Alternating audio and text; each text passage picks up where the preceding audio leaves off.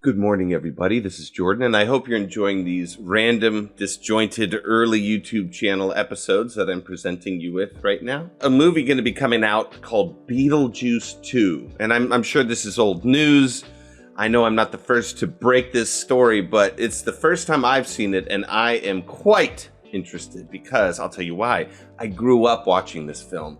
I grew up watching this weird fuck bursting out of the ground and grabbing butts and being just kind of overall gross and strange and weird late 80s stuff, which at the time I loved it. I'm a kid, I'm laughing. But of course, in the beginning, before I saw the movie, it was like Beetlejuice. It's kind of a weird, I'll show you a little example. This is when Beetlejuice is revealed in the film.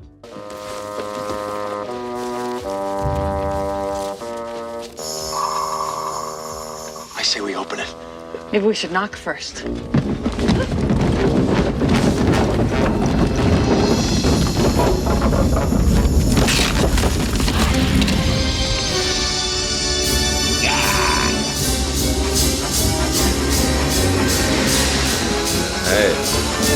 get the slow moving. Babs. Oh, God. Just want to get past that part. So I swear I call people babes. I call people babes. Probably because of that scene right there. Okay, so he just grabs a woman. Babs.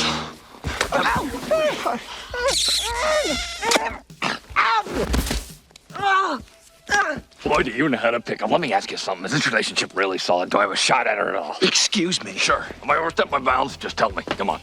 You know what's really beautiful about this? You two kids picked me. You didn't have to, but you picked me. It makes me want to kiss you guys. Come on. Come on. Give me one. Come on.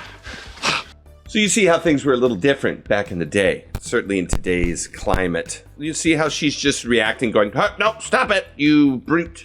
Right? It's a bit different now. Kiss you guys. Come on. Come on. Give me one. Come on. Like, no, stop touching me. Oh, I'm so annoyed with guys like you. It's pretty interesting growing up in this time. It's when I grew up. No holds barred. Everything was a go. Trust me, it's wild. So anyway, this is a brilliant masterpiece. Maybe one of the most perfect executions of Tim Burton that we've seen since he got in all this Sweeney Todd Chocolate Factory shit. This is just straight, weird Tim Burton. Quite extensively. I lived through the Black Plague, and I had a pretty good time during that. I've seen The Exorcist about 167 times, and it keeps getting funnier every single time I see it. Not to mention the fact that you're talking to a dead guy. Now, what do you think? You think you're qualified? What I mean is, can you be scary? Man, I tell you, it's just Tim Burton at his best, Michael Keaton at his best. That's Michael Keaton. I didn't even know that when I first saw it. Anyway, so Beetlejuice 2 is coming out. Oh, God, this came out in 89, 88, something like this. Beetlejuice 2 is coming out. I'm excited as hell. I didn't know if it was actually going to happen. I saw it today. It's been out for a month, I guess, this trailer. But I want to watch it with you right now, together. Here we go. Here's a preview. Be warned, it's intense.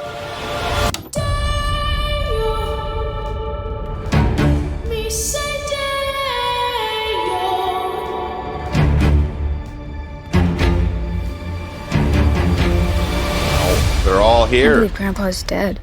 Death is hard. Yeah, sometimes I think life is harder.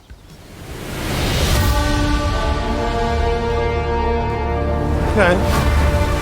No, there's the old sculpture. When I was a teenager, a trickster demon terrorized our entire family and tried to force me to marry him. I believed he was gone forever until you found this in the attic. Ew. Who's Beetlejuice? Don't ever say that name. Beetlejuice.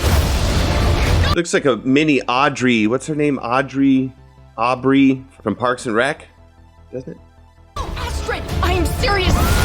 If you say his name 3 times, he will appear. Beetlejuice. Wow. The juice is loose. I'm gonna make you so happy.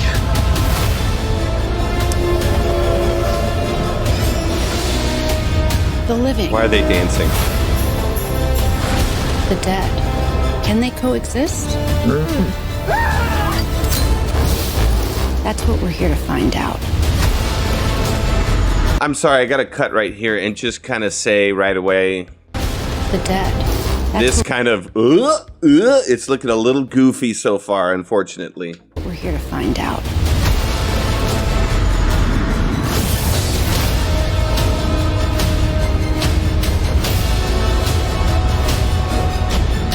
Where's Beetlejuice? Where's Beetlejuice?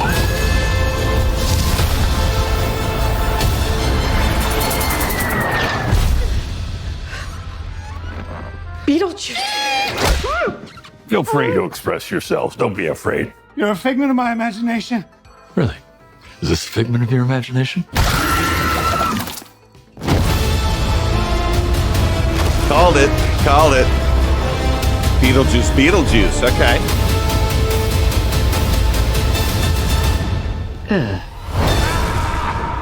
Okay, listen, very understated, his performance in this. I think he could have gone a little bit more, a little bit more like this. Oh, I know you're asking me.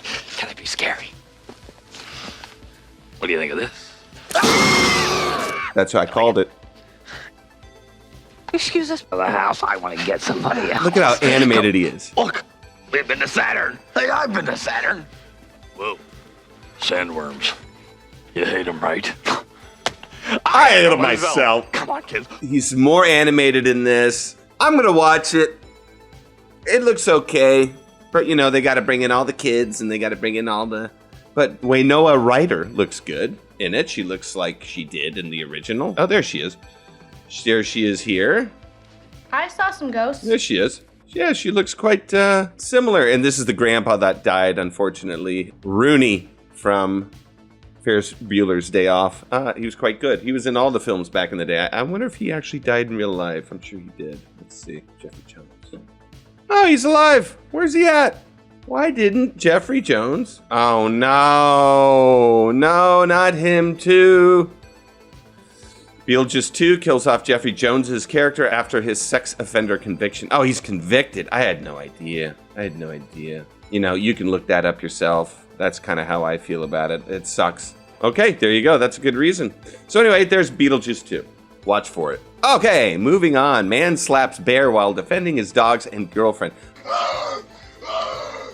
Get back! Get back! Oh, come on. It's a little bear. Look at him. He is a hero. Oh, wow. Okay, so it was a mama bear? It looked like a little teeny bear. There's the damn bear.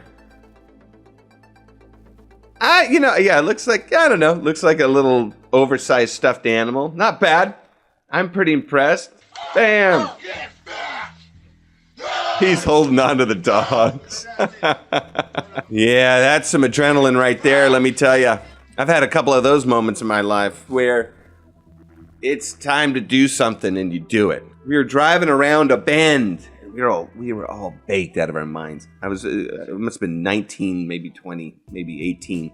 So we're going around this big bend. I'm in the passenger seat. The girlfriend's driving. We're baked. Somehow we're turning right around this bend. And the car just keeps going right, like too much for the road. Obviously, we're going to get run off the road, and she's doing something. Didn't really have cell phones back then. We're going to hit the wall, because there are all these country clubs in Palm Desert. So we're going to hit this wall. I mean, literally, we had the wall right in front of our face. And it was one of these things where I went like this. I grabbed the wheel and just did this. And the car swerves back the way it was. And my friend in the back, with his girlfriend, my friend in the back says, "Dude, we almost died." That was wild. Okay, anyway, sometimes you just act. This guy's a man. This guy's a real man. This guy's got balls. He's got a hairy puss. Good man. He sucker punched a bear. Good on you, mate. Boeing. Beautiful Boeing. U.S. prosecutors recommend Justice Department criminally charge Boeing. I travel a lot. I spend a lot of time in planes. And I'm from Seattle. And Boeing is from Seattle. We're very proud of Boeing. But lately, we have not been proud of Boeing at all. They've been letting us down. In this example here, you can see the missing part of the Alaska Airlines plane that blew off in mid-flight has been found. The door plug was found in an Oregon teacher's backyard Sunday night. Authorities say that piece could be the key to the investigation into what caused it to detach from a plane mid-flight on Friday. Look at this. Door flies off in the middle of the flight. Look at these guys. They're all just chilling. You see the stars out there. Nice camera. The missing part of the Alaska Airlines plane that blew up. That's got to... Okay. That's got to be the ground. Can't be the star. I'm going to say, if that's the stars, then the whole moon landing thing where you can't see the stars, they got to reinvestigate that. That is probably the most terrifying thing that I can think of happening without the plane actually like falling to the ground, of course. You think about these things when you're on the plane, when you're traveling, when you're spending 12 hours in a flight. My God, it's like every time too. Every time I fall asleep, there's some turbulence and it wakes me up and I'm just, you know, and you're floating in a can. You're flying in a can through space. It's messed up, man. So this is bad. It's very bad for Boeing to be doing this. And it just turns out that they're essentially saying to everyone somewhere, I can't remember where it was, there's some report or some leaked email or something that they're just saying we're going to cut costs, we're going to cut corners. And you've got all these people also who are working on these Boeing flights who are being asked, would you fly in this plane? And these engineers and maintenance guys are going, no, I would not, you know. And they're the ones in charge of maintaining these planes. So all of this stuff is building up. Now, what are they saying here? I have no idea what they're saying here. Prosecutors recommend Justice Department to criminally charge Boeing. And, you know, honestly, that's an interesting point. If they're saying that they're going to cut corners intentionally to save money, obviously. And yeah, I get it. During COVID, man, the airline industry took a hit. There was nothing going on. There's nothing flying. I was in Bali. I had to get out of Bali. The only airline there was Qatar Air. And I had to fly back to Qatar and then fly to Seattle or LA or wherever I landed. I mean, it was seriously, there was no flights running, so I get it. So they want to, but they would still want to slap them hard, I guess. Let's take a look here. Boeing may yet face criminal charges. Reuters sources say prosecutors are recommending the move after finding the plane maker violated a settlement related to 2 fatal crashes. Boeing had been shielded from criminal charges over the loss of 2 737 MAX jets in 2018 and 2019. Under the terms of a deal agreed in 2021, the company avoided prosecution for conspiracy to commit fraud over design flaws with the planes. The reports. It also agreed to pay $2.5 billion to settle an investigation into the crashes. However, the sources say prosecutors have now concluded that Boeing did not honour the terms of the deal. That follows the mid-air blowout on another MAX jet earlier this year, which revived concerns over the firm's quality controls. Appearing before Congress last week, Chief Executive Dave Calhoun insisted the firm was striving to address its problems. Much has been said about Boeing's culture. We've heard those concerns loud and clear. Our culture is far from perfect. He's shaking. His hands are shaking. But we are taking action and we are making progress. Now it's not clear exactly what charges might be brought, with possible penalties including a big fine. It's thought the company would be reluctant to negotiate a settlement if it meant pleading guilty, as that could see it hit with extra business restrictions. Relatives of victims in the 2 fatal crashes have long criticised Boeing's exemption from prosecution. Yeah, so they're going to settle and avoid actual evidence and things coming out into court, and they're going to lose billions more, perhaps. Are they going to follow through and pay, as is the complaint being put against them now, as far as I can tell? Corporations keep corporating and keep moving through. You know, I'm not necessarily anti-corporation, but there are blaring, obvious behaviors and structures to how these things work. Capitalism really can't work very well without these more giant institutions running things the way they do, because that's just where the fountain of the prosperity comes from. Where do the jobs come from? Where are these things that determine cash flow running through the economy? You have big companies. You don't have governments, you got big companies. It's just the way it works. There's no way around it. But yeah, we got to make sure that these corps, they play nice. They play nice. But I get it. When you're trying to find money, you're trying to find some way to make it rain, the margins get pretty slim. But I don't know. I don't know what these guys are making. I don't know what they're doing. So I just don't want the door to fly off in the middle of my goddamn flight back to Bali. Or back to Seattle for that matter. On an Alaskan flight. Okay, let's move on, shall we? As Russia and North Korea grow closer, China keeps its distance. I'm curious about this. I don't know what this is because China's really close with North Korea and Russia. In fact, I think they've got some pact with Russia that is really like fully open to them. Beijing, China shares no limits partnership with Russia and remains crucial support of North Korea. Yet as the two neighbors, isolated by the U.S. and the West, forge closer ties, Beijing appears to be keeping its distance. Very interesting. Putin visited Kim Jong-un in North Korea, and they've signed a pact binding them together. Lovely. So, of course, he's trying to expand his reach, trying to get more support for this whole Ukraine debacle. Once again, people go to war. Big guy tries to go for the little guy. It's kind of what it is. Kind of like how China did it with Tibet. Kind of like how we try to do it with Vietnam. On and on and on. Where's China? China said very little about the growing ties between Putin and Kim, two of President Xi Jinping's closest partners, both of whom have come to rely heavily on Beijing for economic and diplomatic support. Spokesperson for Chinese Foreign Ministry declined to comment on the Russia-North Korea pact Thursday, saying it was a matter between those two countries. Interesting move, China. Always a black box in China. Never know what's going on with them. The moves they make, they're unexpected. They're unpredictable. They move slow. They have paper tanks in the big parades with old Xi Jinping's head floating on a green screen. Look at this. I swear to God. Show me. There he is. This is not real. This is him on a green screen. This is like me right now with a green screen behind me. Oh, yeah.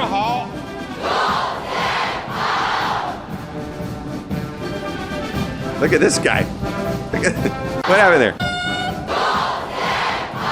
Oh, dude. Off with his head. Off with his head. Couldn't the director do another take? Like say, hey, you gotta wait for everyone to turn their head. Now, obviously, Xi Jinping is driving in front of you guys. Why are you looking ahead of him? You need to be looking at the great leader. Look at this. It is absolutely green screen. Man. I mean, there's no way it's not green screen. I'm wondering if people know this. I always thought it was real. It just looked really fake. But obviously, this is fake. I feel stupid now. Okay, that's real. I guess it's real. I guess it's real, and they got him to say, huh? Anyway, there you have it. I'm always fascinated by China's moves. Curious to see what they'll do, how they handle things. I've been to China. I've traveled to China. It's a very fucked up country, but it's very similar to the US in that they are hustling for cash. They are moving in the direction of prosperity, and they're big and they're powerful, and they don't need to give too much of a fuck about much else around the world because they're big and powerful. So in that way, they're very similar to the US, but in other ways of etiquette and how we behave in public and getting in lines, and kind of shoving people and yelling at 2 a.m. in the bus when everyone's trying to sleep. Maybe Americans wanting everything to be perfect and perfectly settled when they get a hotel room or have a package experience on vacation. Our eating manners must be perfect. It's nice to eat in China because it doesn't matter. You just rah, rah, rah, and no one cares. You just, no one gives a shit. It's great. That's the cool thing about China in a way. No one gives a shit. Problem in China is nobody gives a shit. Like really, they don't give a shit. And in America, no one gives a shit, but in kind of a different way. At least we put on a face and we will help people. I think we will help people when they're in trouble. But otherwise, we don't give a shit. China won't necessarily help people when they're in trouble. Not necessarily. Some will. But it really is every wool man for themselves in China. They're basically backing up the CCP and what they do with censorship and things like this. So there's your big difference. America is like, don't tell me what I can and can't see, say, do. China is basically going, That's my perception. I'm not sure if they really enjoy this or not, to see for the greater good. Once again, rather than corporations running it, the government's running the country. I don't know if they think that's a good thing or if they think, oh shit, I really can't say anything, otherwise my social credit score will go down. That seems to be a combination of the two, probably. They don't like it and shit, I can't say anything. Anyway, that's what I got for you guys. Thank you very much for this non sequitur episode of God knows what this channel is. Yeah. Tell me what you think in the comments. I like your moves. Oh, shit.